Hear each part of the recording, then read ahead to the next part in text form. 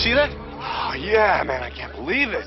Barry's commanding officer was Lieutenant Warren Garfield, played by Mike Genovici. Garfield was like a combination of Commissioner Gordon and J. Jonah Jameson. He was a gruff, outspoken cop who ultimately meant well, and always had a hilarious one-liner at the ready. What's eating him, McGee? Look, please excuse him, Lieutenant. He's under extreme stress. Aren't we all? I'm treating him for it. He'll be himself very soon, I promise you. Wish I had a pretty doctor to treat my stress. There were several recurring characters that were not essential to the show, but entertaining nonetheless. First, we have Foss Knight, played by the great Dick Miller. He was Barry's informant in the underworld. Foss Knight is an underhanded con artist who will sell his own mother for the right price. Oh, here we go, once more. Okay, pick a card. Hey, look at you. I don't think you quite got it, pal. It's one card at a time.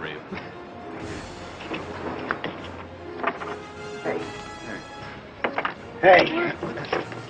Hey, what are you doing? Come along, folks. Oh. Only winner in 3-card Monty's the dealer. Then there's Murphy and Bellows, played by Vito D'Ambrosio and Biff Manard, a couple of beat cops who are usually the victims of whatever the supernatural threat of the week might be. These two had a hilarious running gag where Bellows believed the Flash was real, all the while Murphy thought he was just an urban legend. Every time the Flash would come to their rescue, Bellows would always see the Flash, all the while Murphy would completely miss him. He collared the trickster. Don't tell me you didn't see that. All that tear gas, I couldn't see a thing. Oh, that figures. And last but not least, we have Robert Shane, who is actually a DC alum, as he was best known for playing Inspector Henderson on The Adventures of Superman. Shows how stupid a crook can be. Imagine him thinking you could be Superman. Well, now, just a minute. It isn't that funny. Mr. Shane played Reggie, a blind newsstand man who would provide Barry with his daily newspaper as well as vital information. What most folks don't know is that Mr. Shane had actually lost his vision by this point in his career, and he would learn his lines by having his wife read them aloud as he would memorize them. Now that's awesome. Thank you, Mr. Shane. Real fanboys appreciate your contribution. What happened? He had some kind of a seizure. No, he didn't. He was murdered. You're crazy. There wasn't nobody near him. I tell you, there's another guy here. I can even describe him. Go ahead. Maybe 6 feet tall and kind of wheezes when he breathes and sweats like he was scared. Call the police. Thanks. Anytime, Barry. Yeah, Reg. Take care now. Now this series only had one season, so instead of discussing it by years or eras, let's instead talk about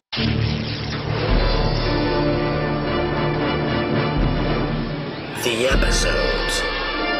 The show starts on the right track, with a feature-length pilot detailing the Flash's origins and how his powers work. As his speed has a limit, his metabolism moves so fast that eventually he has to stop and consume large quantities of food to make up for all the fuel that he burns while he's using his super speed. I always felt that that was one of the better weaknesses of the DC characters. You know, as opposed to fire, the color yellow, or an ambiguous green rock. Here we learn that Barry comes from a long line of cops, and that he's pretty much the odd man out, since he is a forensic scientist. I think it's really funny that when Barry Allen was created in the late 50s, forensic science was considered to be a lame job, and nowadays it seems like that's where all the action is. Anyway, Central City's being overtaken by a powerful motorcycle gang led by the Flash's first nemesis in the series, Nicholas Pike, played by Michael Nader, a former motorcycle cop bent on making the city pay for his unceremonious dismissal from the force. I like how Barry gets his powers and he doesn't even think for a moment to try and use them to be a superhero. His first instinct is to go to the all-purpose sciencey place of the DC Universe, Star Labs, to get tested and figure out a way to get rid of it. This is where he meets Tina. You know, I don't know what exactly Tina does for Star Labs, but it doesn't seem to be very involved, as it allows her to have shitloads of free time to just leave the lab in the middle of the day and go help Barry or use the lab equipment to test him or build him whatever anti-bad guy doohickey he needs that week. Of course, when Pike kills Barry's brother Jay, Barry's perspective changes immensely. Incidentally, Barry's brother was named after Jay Garrick, the original Flash. Thus, Barry puts his first science order in for Tina, a suit that can withstand intense friction, so he can make use of his super speed for extended periods of time without injuring himself or tearing his clothes to shreds. Well, as your clothes keep falling apart, it's either this or you can run buck naked. Oh, thank you. But he doesn't just want the high-friction suit, he wants it customized. You know that insignia of his, that blood dot they all wear on their backs? Well, I've got one of my own. The Flash suit for the series was created by Robert Short from Stan Winston Studios. That's right, Stan Winston Studios have been creating awesome live-action superhero costumes long before Iron Man. Pike was a great first villain for the Flash, ruthless and smart.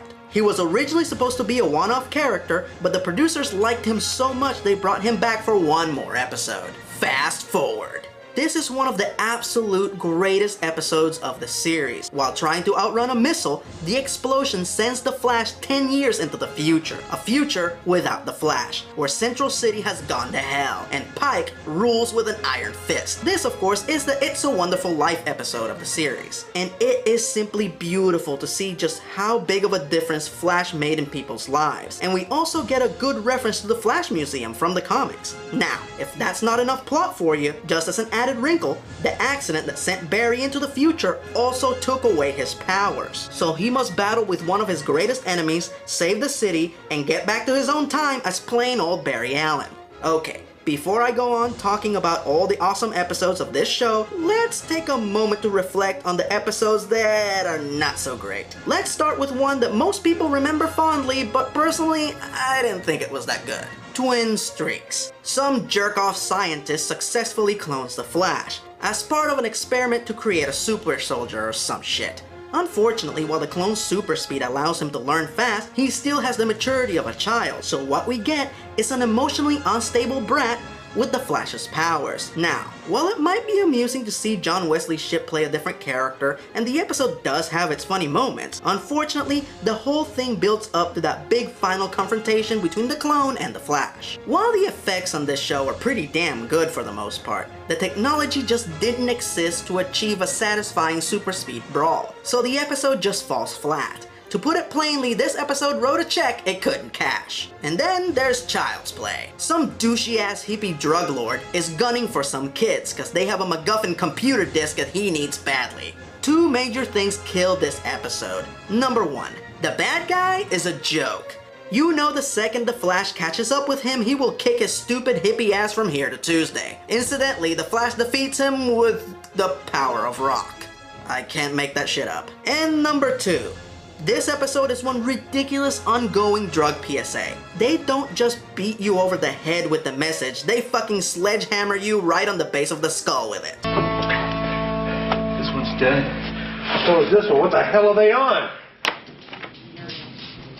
You involved with drugs, Terry? Hey, come on, I'm not that stupid. My life is hard enough.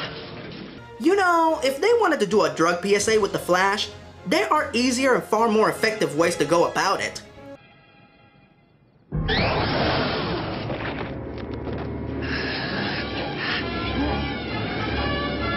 Kids, don't do drugs or the Flash will fuck you up!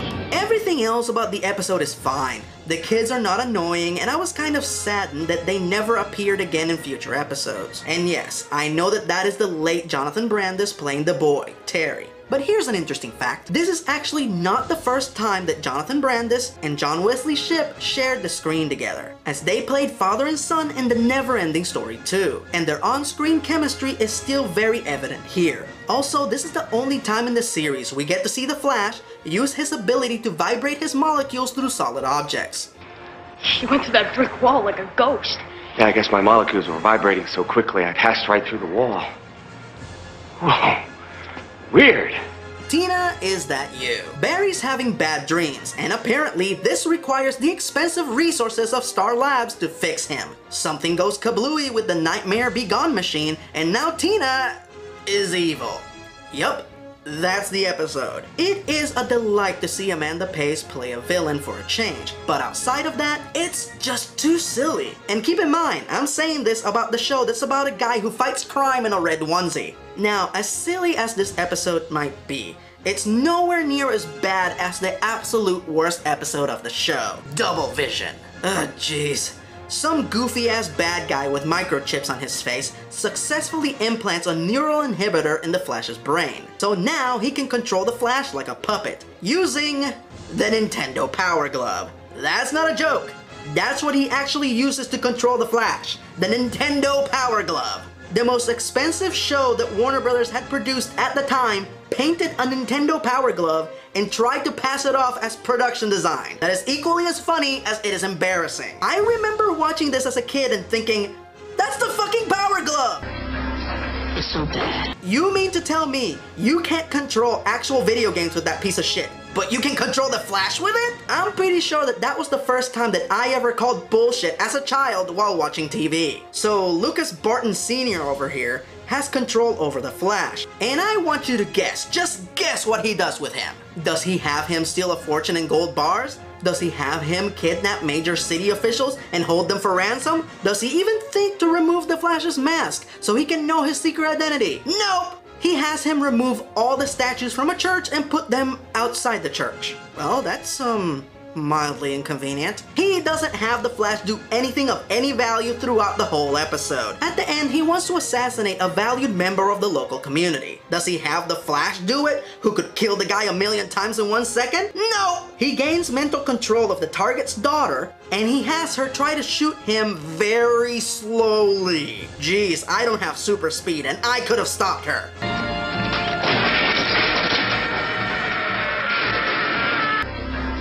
It's so bad.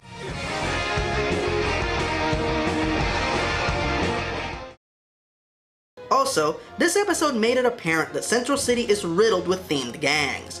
You know, like in The Warriors where all the gangs have their own gimmick. This was a concept that was visually established but never explored. And yes, that is Clifton Collins Jr. as the leader of that gang. Alright, that's enough about the bad episodes. Let's go back to talking about the good episodes. And let's start with Ghost in the Machine. It turns out that the Flash was not the first superhero to fight crime in Central City. The 1950s criminals feared the Nightshade, played by Jason Bernard. And yes, I know, the Nightshade has a strong resemblance to the Sandman, but the producers of this show claim that the resemblance is accidental. The Nightshade's arch-nemesis, the Ghost, escapes incarceration by entering a secret cryogenic chamber and emerges in the present. So Dr. Desmond Powell must come out of retirement and team up with the Flash to bring down the Ghost. I love the Nightshade. He is such a great character and a great mentor for Barry. It's just great to see him try to teach the young impulsive crime fighter a better way to do things.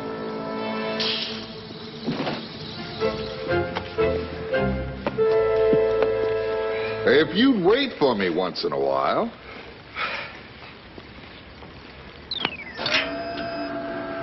Not to mention all the great moments when their styles clash. You should stay in better shape. Did you really search every room in this mansion already? Twice.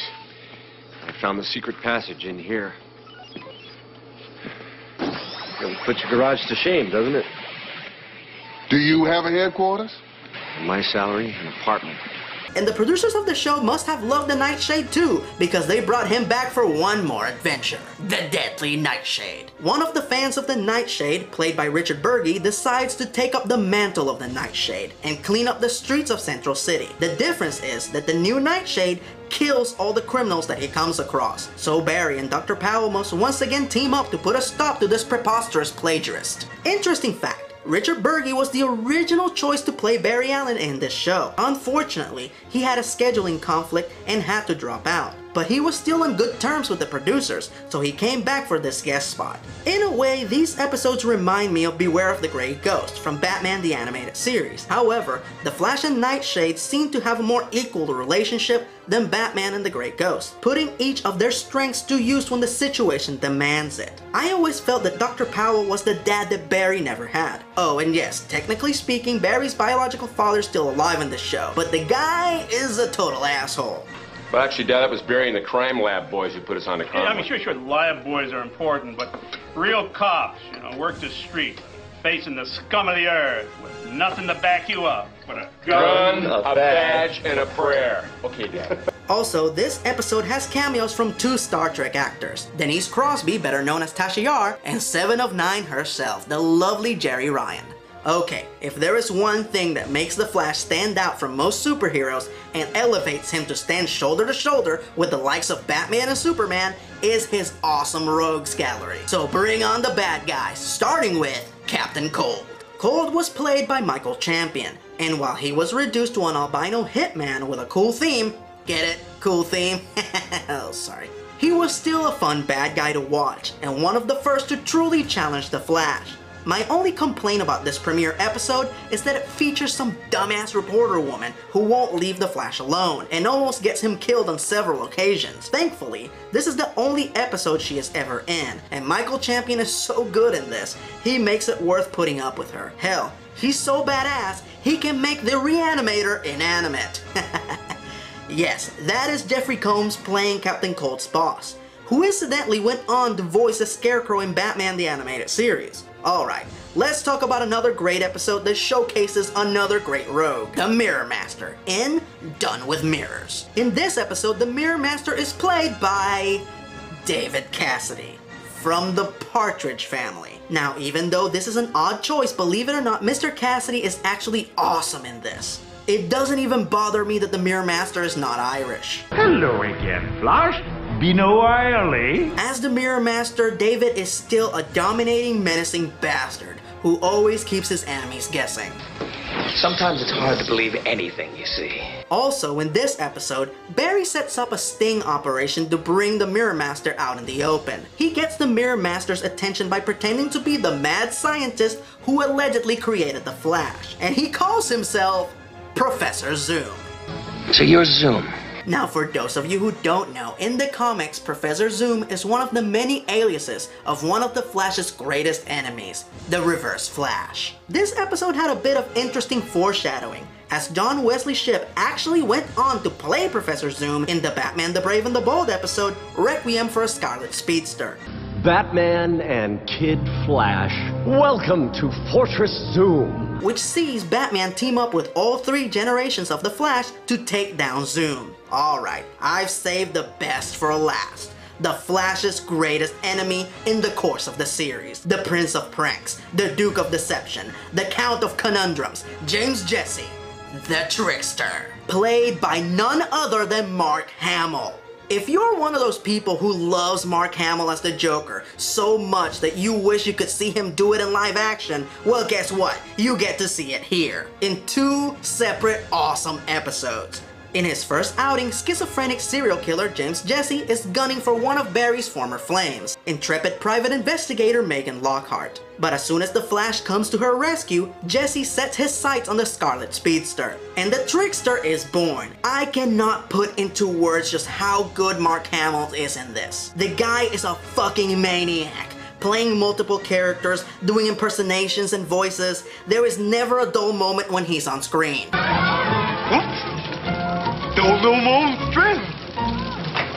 And now here's something we hope you really like. You can tell that Mark is a DC fan, and that he relished every moment he got to play this great character. And this is the only bad guy that was fully realized the same way that he is in the comics. So this was even more exciting for me as a kid. And now, for the final confrontation between the Flash and the Trickster, and the final episode in the series, Trial of the Trickster. I wouldn't go as far as to say that this is the best episode, but it is awesome. On the eve of the Trickster's trial for his previous rampage on Central City, he is rescued by his trusty henchgirl, Prank, and wait, the Trickster has a henchgirl named Prank? Okay, to the casual viewer it might seem like Batman the Animated Series ripped off the Flash, but keep in mind, the animated shows take longer to produce, and more than likely, Batman the Animated Series was already deep into production by the time the show aired, meaning that this is more than likely an astonishing coincidence. Anyway, the Trickster's first rampage was a mere cakewalk compared to the sequel, as he starts tearing the city apart, punishing all those he felt betrayed him. And just to add insult to injury, he captures the Flash and brainwashes him to do his bidding. But unlike the moron from Double Vision, the Trickster actually has a reason for not unmasking him. But don't you want to see who? He is the mask. Without the mask, he's nothing. Bupkis, not a zip. Just some boring, average, insignificant jerk nobody cares about. Who'll die alone and forgotten, watching game shows in an empty apartment. With cats. Don't you touch that mask again, I'll murder you. I didn't say it was a good reason. And he uses the Flash constructively, as a living weapon, to exact his revenge. Luckily, Tina and Detective Lockhart are there to snap him out of it, just in time for the Flash and the Trickster's explosive final battle. This show might have only gotten one season, but they went out with a bang. So if this show was so big and so awesome, why was it cancelled? Well, while the studio gave it plenty of money and support, the network, CBS, didn't give it the push it needed to succeed. Not only was the show not advertised properly, but it was caught in the media frenzy, which was the ratings war between The Cosby Show and The Simpsons. In an effort to avoid the strong competition from these two shows, CBS kept moving The Flash down to later time slots, until the show was just coming on way too late for the intended child demographic to tune in. So the lack of ratings combined with the hefty price tag attached to each episode led Warner's to pull the plug. Hell, I didn't even see The Flash when it first aired. I only found out about it about a year later when they started airing the syndicated episodes dubbed into Spanish on one of my local channels. Executive producers Danny Bilson and Paul DeMeo have revealed that if the show had gone on for a second season, they would have had the Rogues, Captain Cold, Mirror Master, and the Trickster team up to take down the Flash. Well, even though this show was over, the idea didn't die, as the producers of Justice League Unlimited actually made it happen. Flash and Substance, where those very rogues, plus Captain Boomerang, team up to take out the Flash during the opening of the Flash Museum. And just guess who plays the Trickster? Mark Hamill, bitches! Got me again, Flash! Granted, this is Wally West as the Flash and not Barry Allen, but we do get a quick nod to Barry as a lab tech with a strong resemblance to his comic book counterpart who has a brief exchange with Wally. While this episode might share an indirect connection to the Flash series, as a fan of that show, this episode gave me a strong sense of closure. Dude, the bad guys went down and nobody got hurt. You know what I call that? A really good day.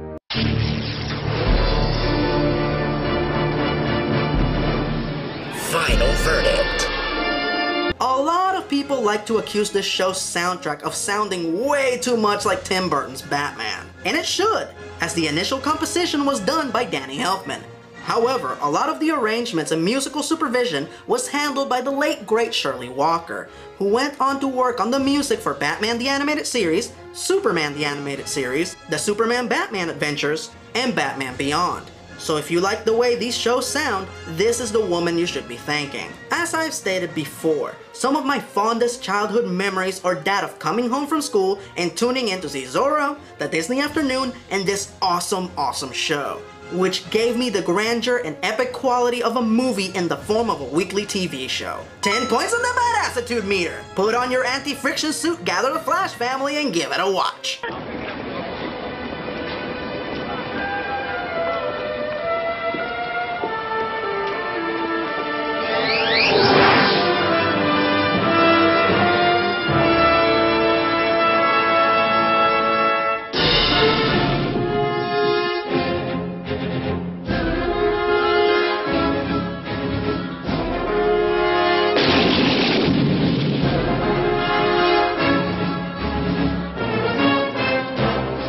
Join the Legion, suckers!